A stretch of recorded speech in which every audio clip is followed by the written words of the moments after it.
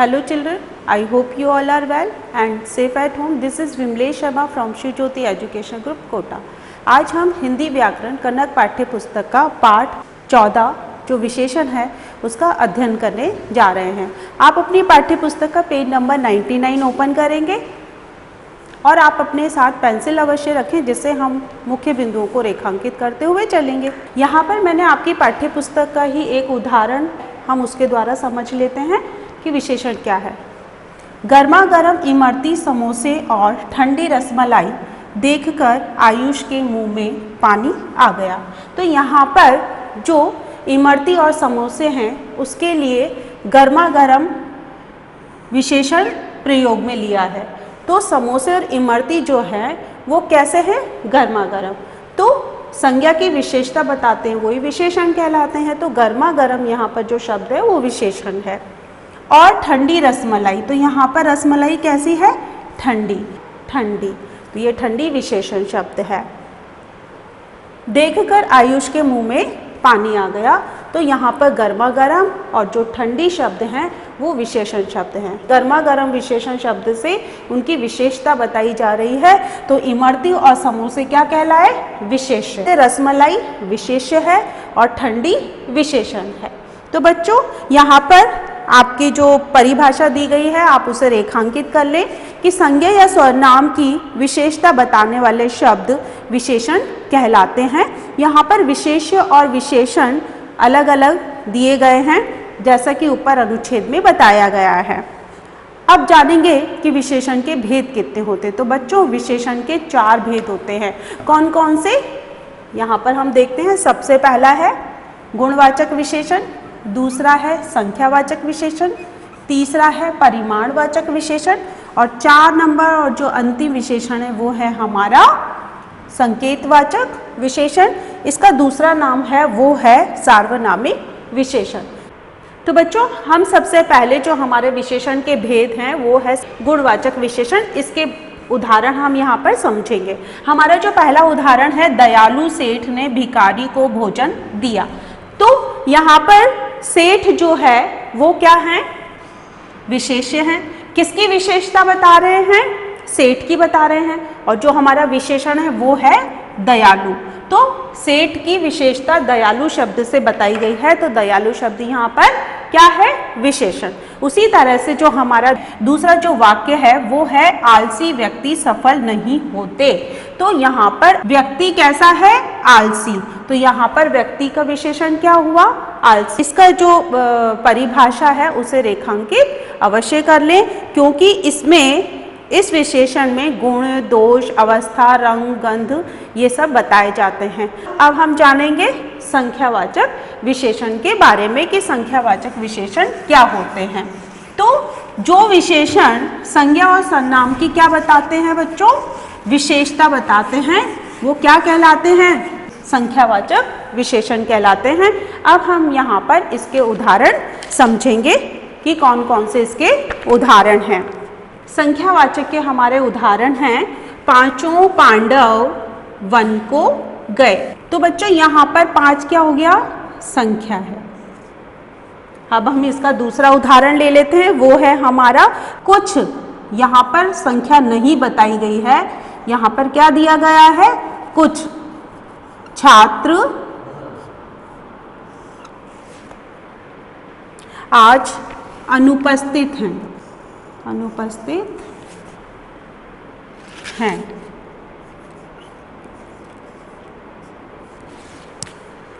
तो बच्चों यहाँ पर 5 संख्या बताई गई है और यहाँ पर कुछ बताया गया है। तो कुछ हमारा भी विशेषण है और पांचों भी विशेषण है, लेकिन यहाँ पे संख्या निश्चित है, यहाँ पर अनिश्चित है। तो संख्यावाचक विशेषण के जो 2 भेद होते हैं वो होते हैं निश्चित और अनिश्चित। तो यहाँ पर जो उदाहरण है वो निश्चित का है और ये दूसरा उदाहरण है वो अनिश्चित का है। तो बच्चों हमने संख्यावाचक के दोनों भेद के बारे में समझ लिया। अब हम जानेंगे परिमाणवाचक विशेषण के बारे में कि परिमाणवाचक विशेषण क्या होते हैं। सबसे पहले हम जानेंगे परिमाणवाचक विशेषण की परिभाषा। तो जो शब्द संज्ञा सर्वनाम के माप तोल को बताते हैं वो क्या होते हैं, परिमाणवाचक विशेषण होते हैं। तो इसके हम दो उदाहरण यहाँ पर देख लेते हैं कौन कौन से हैं। आप इसकी परिभाषा को रेखांकित अवश्य कर लें। यह भैंस 20 लीटर दूध देती है। तो हमारा उदाहरण है यह भैंस 20 लीटर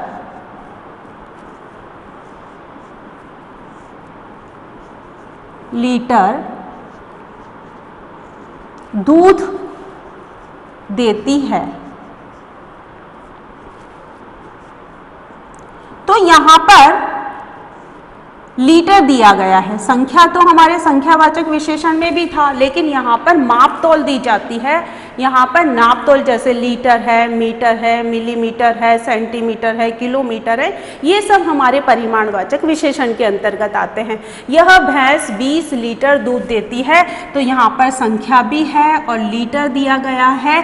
तो ये हमारा उदाहरण है किसका, परिमाणवाचक विशेषण।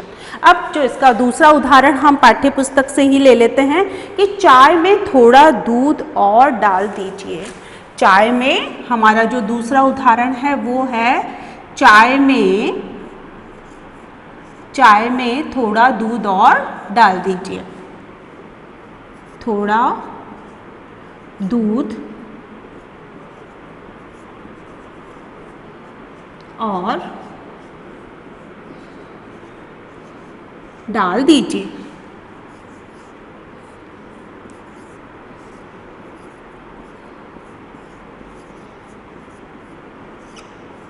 यहाँ पर अब हम देखेंगे कि चाय में थोड़ा दूध डालना है, तो यहाँ पर क्या है, दूध तो तरल पदार्थ है, अब यहाँ पर थोड़ा है।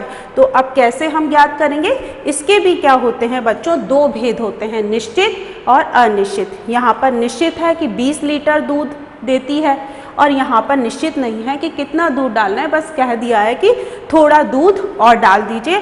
तो जहाँ पर निश्चित नहीं होता वो क्या होते हैं, अनिश्चित परिमाणवाचक होते हैं। बच्चों अब हम जानेंगे हमारा जो अंतिम विशेषण है वो है संकेतवाचक विशेषण। तो सबसे पहले हम क्या जानेंगे, इसकी परिभाषा जानेंगे कि इसकी परिभाषा क्या है, फिर हम इसके उदाहरण जानेंगे। जैसे कि हमारा शब्द से ही पता चल रहा है कि संकेतवाचक विशेषण, तो संकेत यानी इशारा। जब सर्वनाम शब्द संज्ञा शब्दों से पहले लगकर उनकी और संकेत करता है, उन्हें हम संकेतवाचक या सार्वनामिक विशेषण कहते हैं। तो बच्चों इसके हम दो उदाहरण देख लेते हैं कि यह विद्यालय बहुत प्रसिद्ध है। तो जो यह विद्यालय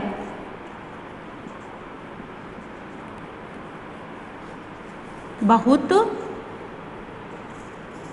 प्रसिद्ध है, यह विद्यालय बहुत प्रसिद्ध है।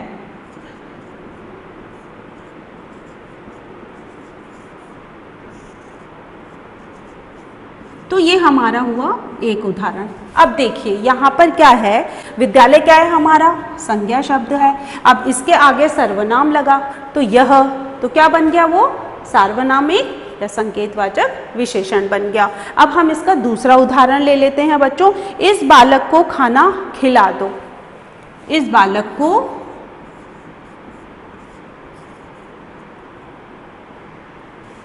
इस बालक को खाना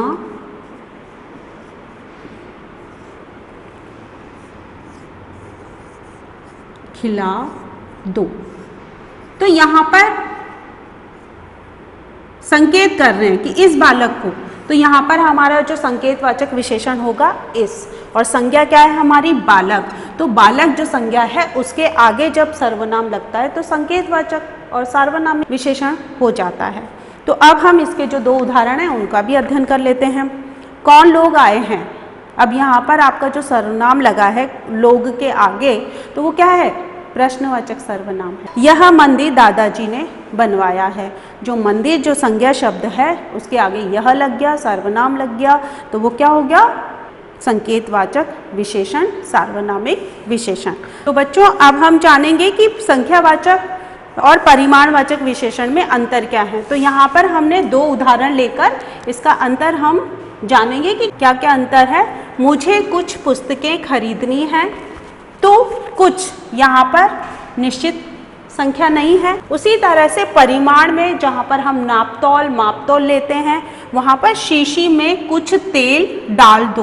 तो यहाँ पर तेल क्या है, लीटर में गिना जाता है। जब लीटर वाले शब्द होते हैं, मिलीलीटर, किलोमीटर, तो वो किसके अंतर्गत आते हैं, परिमाणवाचक के अंतर्गत। तो यहाँ पर कुछ तेल लिया है तो क्या होगा, अनिश्चित परिमाणवाचक। अब जो हमारे इन दोनों के दूसरे उदाहरण है वो हम यहाँ पे देखेंगे कि वह 2 दिन छुट्टी पर है।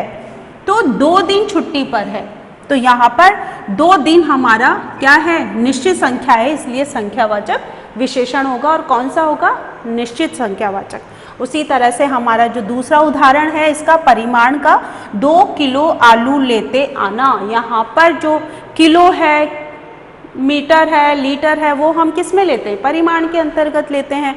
अब यहाँ पर निश्चित है 2 किलो, तो क्या हो गया, निश्चित परिमाणवाचक विशेषण हो गया। तो बच्चों अब हम जानेंगे प्रविशेषण क्या होते हैं। तो आपकी पाठ्य पुस्तक का पेज नंबर 102 ओपन करेंगे। यहाँ पर इसकी पहले परिभाषा जान लेते हैं। वाक्य में कभी कभी विशेषण शब्दों की विशेषता बताने के लिए कुछ शब्दों का प्रयोग किया जाता है। विशेषण तो होती है, विशेषता तो बताई जा रही है, लेकिन उसके आगे जिन शब्दों का प्रयोग किया जाता है वो क्या कहलाते हैं, प्रविशेषण। तो यहाँ पर हम एक उदाहरण ले लेते हैं। मेरा भाई बहुत परिश्रमी है। मेरा भाई बहुत परिश्रमी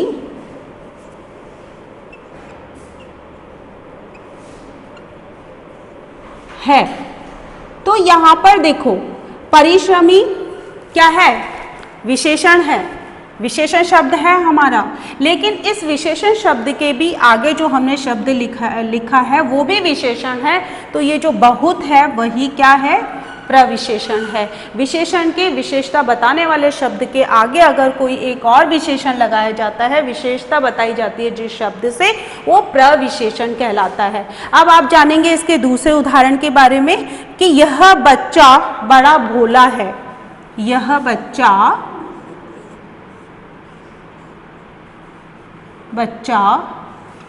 बड़ा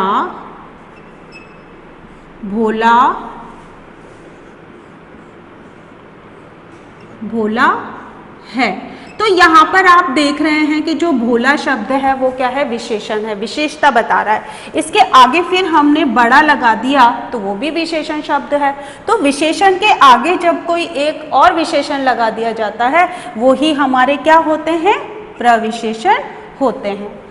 तो बच्चों अब हम यहाँ पर आपकी इसी पेज पर आप देखेंगे कि संज्ञा शब्दों से विशेषण बनाना, जैसे परिवार का पारिवारिक, दिन का दैनिक, सप्ताह का साप्ताहिक। इसी तरह से यह प्रत्यय लगाकर हम कैसे बनाएंगे, आप पाठ्य पुस्तक में देखिए, पूजा का पूज्य।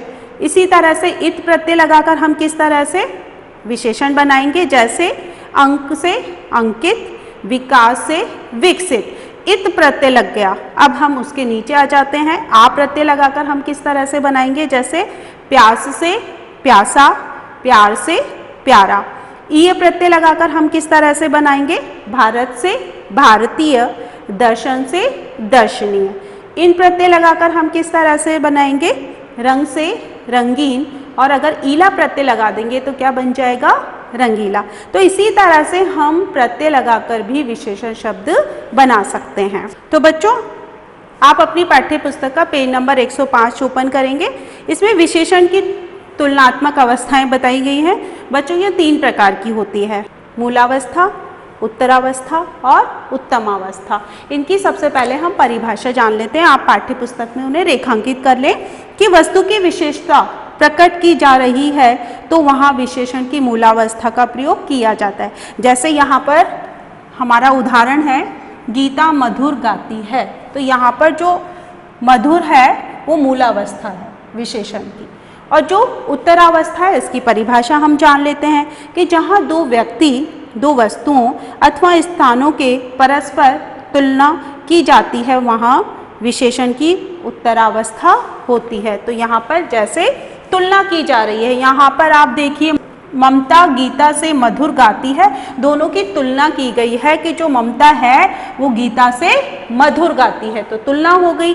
अब हमारी जो तीसरी अवस्था है उत्तमावस्था, पहले हम इसकी परिभाषा जान लेते हैं कि जब दो अथवा अधिक व्यक्तियों या वस्तुओं की तुलना करके किसी एक को सबसे अच्छा या सबसे बुरा बता दिया जाता है तो वो क्या हो जाती है हमारी उत्तमावस्था। इसका जो उदाहरण है, गरिमा सबसे मधुर गाती है।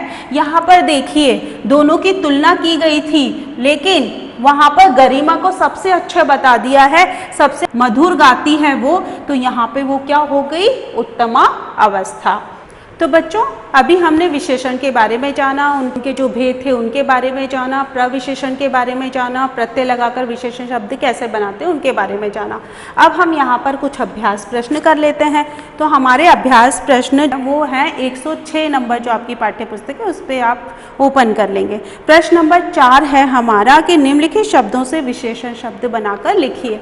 तो बच्चों जो हमारा पाठ्य पुस्तक में पहला जो है दर्शन, अब दर्शन जो शब्द है उससे हम किस तरह से विशेषण बनाएंगे, तो उसका बनेगा दर्शनीय। जो दर्शनीय जो शब्द बना है, विशेषण बना है, वो क्या है, ईय प्रत्यय लगा दिया हमने। क्या लगा दिया, ईय प्रत्यय। दर्शन हमारा दर्शनीय, लेकिन ईय प्रत्यय लगते ही क्या बन गया, वो दर्शनीय। उसी तरह से हमारा दूसरा जो शब्द है हम से हमारा बनेगा हमारा, विशेषण बन गया। तो इसी तरह से अन्य प्रश्न आप स्वयं करें। अब आप का जो पेज नंबर 107 है उस पे जो प्रश्न नंबर 5 है अब हम उसको करेंगे। प्रश्न है हमारा निम्नलिखित विशेषणों के भेद लिखिए। तो यहाँ पर हम उसके भेद लिखेंगे कि कौन सा विशेषण है, तो एक दर्जन। तो बच्चों हमने जो अभी अध्ययन किया था भेद के बारे में, तो ये है हमारा निश्चित संख्यावाचक।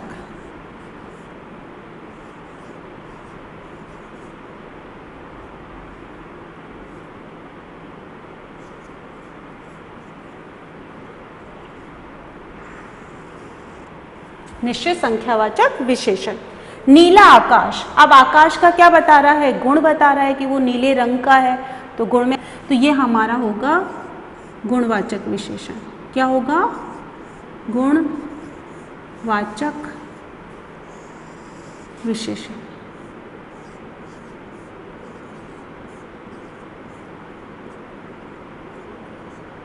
और यहाँ पर भी हम विशेषण लिख देंगे तो हमारा पूरा हो जाएगा कि ये विशेषण।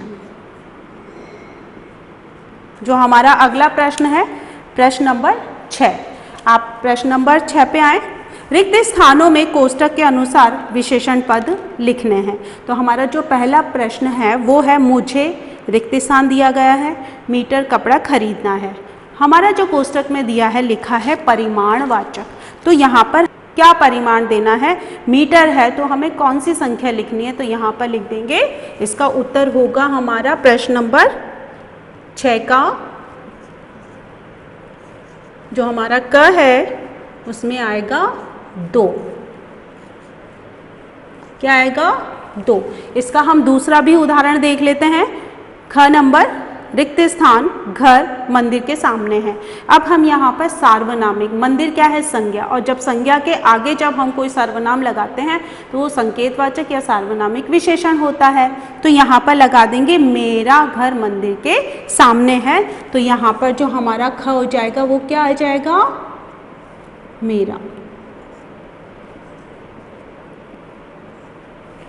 तो बच्चों आज हमने विशेषण के बारे में पढ़ा, उसके उदाहरण हमने, भेद सब जाने, अभ्यास प्रश्न किए। मुझे आशा है कि आपको विशेषण अच्छे से समझ में आ गए होंगे। आप अपना अध्ययन जारी रखें। धन्यवाद।